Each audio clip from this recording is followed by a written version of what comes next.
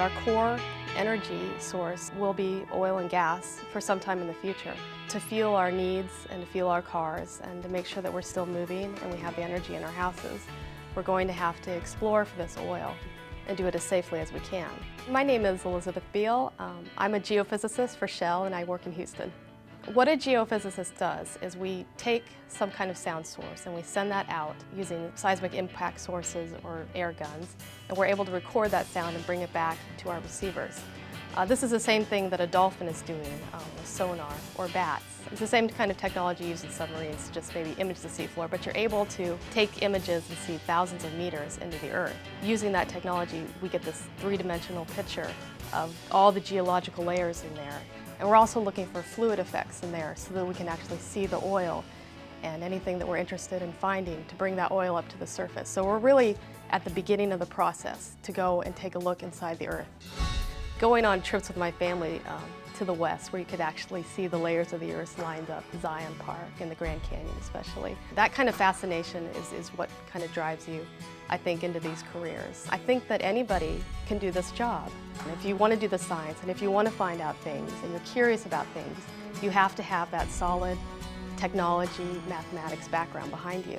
So I really enjoy my job because of the technology challenges that are always presented to us. Geophysics is really in an early stage, I think, in the industry. It's only the last 50 or 60 years that we've learned a lot of the algorithms that are allowing us to make these migrated images. Some of the compute power we have rivals that of what Google is perhaps using. It's an exciting place to be, and every year the technology is changing so much and growing that you're always seeing different things inside the earth. And what's fun about being a geophysicist is really seeing what's just packed thousands of meters underneath the Earth's surface, things that were just hidden from view that maybe mankind had never seen before. So you're seeing deep into the earth, these big salt domes in the Gulf of Mexico where the oil is trapped up against faults.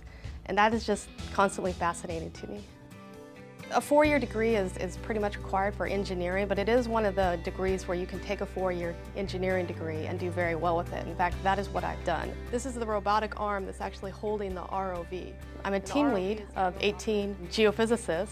I'm happy to have achieved that. This is a very complicated job that we're doing. There's a lot of moving pieces, and you're going to need a lot of people to help you get there. You can't just sit in your own little office and do your job by yourself. Often we're sitting in a lot of meetings. There's a lot of teamwork involved with this job to make sure that we're sharing information within Shell and the different people around the world that we work with. Being at Shell is really a great place to work. They've got the best and the brightest from all over the world there. It's a privilege to be able to work there and to do this kind of work and feel like you're really contributing to something that is making a difference in the world. You know, finding energy and producing it efficiently and cleanly and safely is very important at Shell. Drilling for oil can be a very dangerous business. We want to keep people safe. We want people to go home at the end of the day. So safety at Shell is really our priority.